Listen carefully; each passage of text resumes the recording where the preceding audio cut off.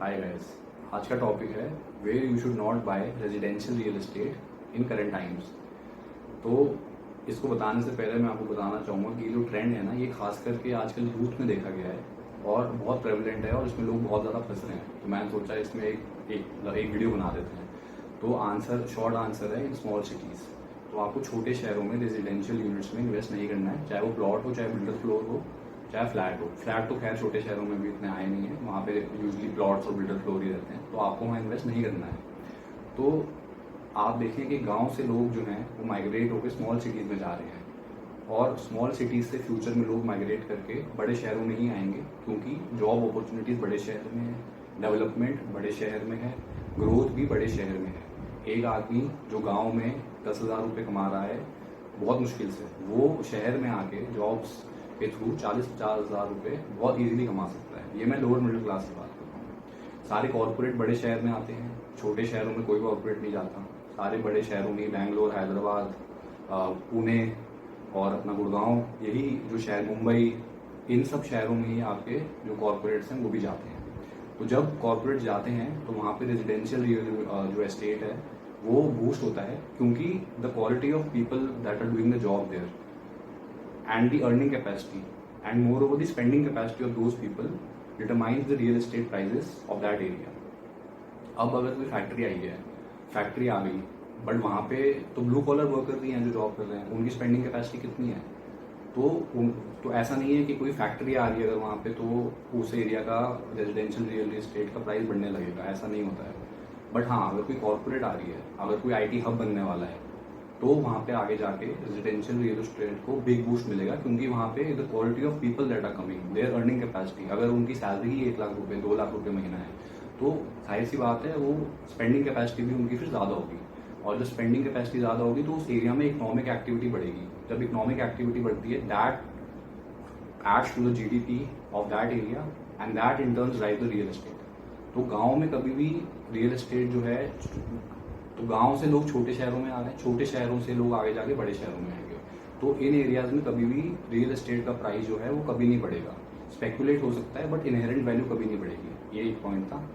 अभी क्या लगता है लोगों को कि भाई सर्कल रेट 18,000 है। फॉर एग्जाम्पल आप देखिए कि जैसे कोई छोटा शहर है, वहाँ सर्कल रेट 20,000 रुपये है पर गज, बट डील हो रही है 80,000 रुपये पर गज में। तो जो बीच का 60,000 है, ये आप समझ जाओ कि क्या हो रहा है वहाँ पे। तो ये एडजस्टमेंट हो रही है एक चीज़ की, तो आपको पता है एक इसकी एडजस्टमेंट हो रही है, तो मेरे को आपको बताने की जरूरत नहीं है। ये जो एडजस्टमेंट हो रही है, ये आपको एक फीलिंग देती है कि हाँ मेरी एक चीज़ है जो ठिकाने लग रही है, बट आपको देखना है कि यार इसमें इनहेरेंट वैल्यू है उस एसेट में।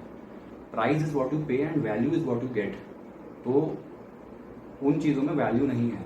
तो अल्टीमेटली आपका पैसा, आपको लग रहा है कि अभी एक फीलिंग आ रही है आपको साइकोलॉजिकली कि हाँ यार एडजस्टमेंट हो रही है, चलो ठीक है, इन्वेस्ट भी हो रहा है तो चलो अच्छा है, but ultimately it's a loss game for you.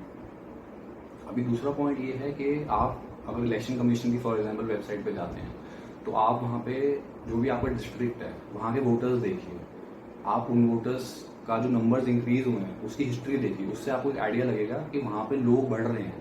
जब लोग बढ़ रहे हैं तो रेजिडेंशियल रियल एस्टेट की डिमांड भी उस तरीके से बढ़ती है, और आने वाले शहर में छोटे डिस्ट्रिक्ट से लोग बड़े शहरों में, स्टेट कैपिटल्स में जो हैं वो जाना शुरू करेंगे, और वहाँ की रियल एस्टेट फिर उस हिसाब से बूस्ट होगी।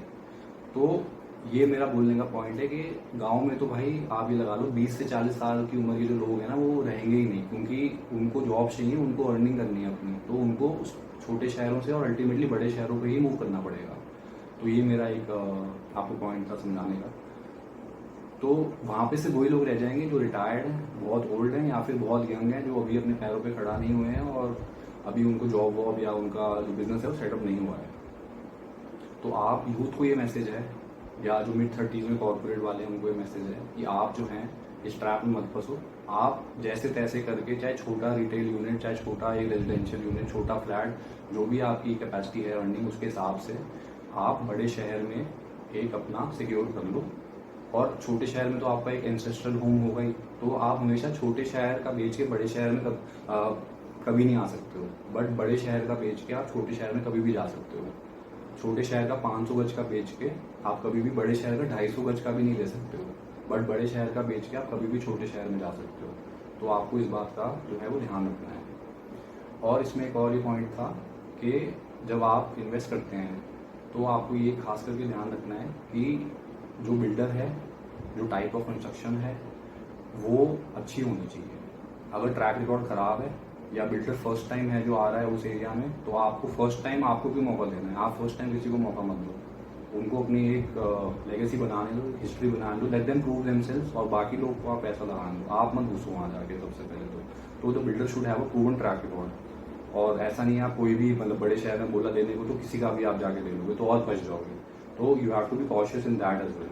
ऐसा नहीं है कि आंख बंद करके बस ले लिया, बड़े शहर में बोला लेने को तो बस आंख बंद करके बड़े शहर में कुछ भी ले लिया, ऐसा नहीं है। वहाँ भी वैल्यू ट्रैप्स होते हैं, वहाँ भी ट्रैप्स होते हैं। तो आपको उसमें भी अगर आपको गाइडेंस चाहिए, हेल्प चाहिए, तो आप मेरे को कॉन्टैक्ट कर सकते हो and we can discuss on that.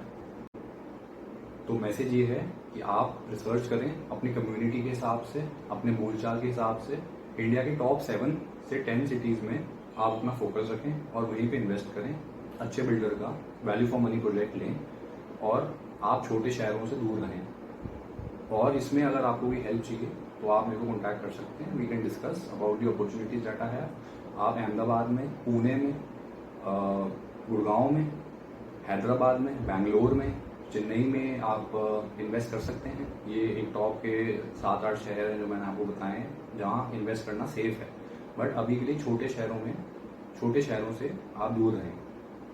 दूसरा एक ये मेरे को आपको बताना था कि अगर आपको जानना है कि क्या हिल स्टेशन में आपको लेनी चाहिए प्रॉपर्टी या नहीं लेनी चाहिए, तो भी आप मेरे को प्लीज़ कमेंट सेक्शन में ज़रूर मैसेज करके बताना। मैं उस पर भी एक वीडियो जो है आने वाले टाइम में फिर बनाऊंगा कि whether we should buy a property in a hill station और नॉट। तो इसके बारे में भी डिस्कस कर लेंगे। For now that was the message for you guys and see you in the next video. Thank you very much.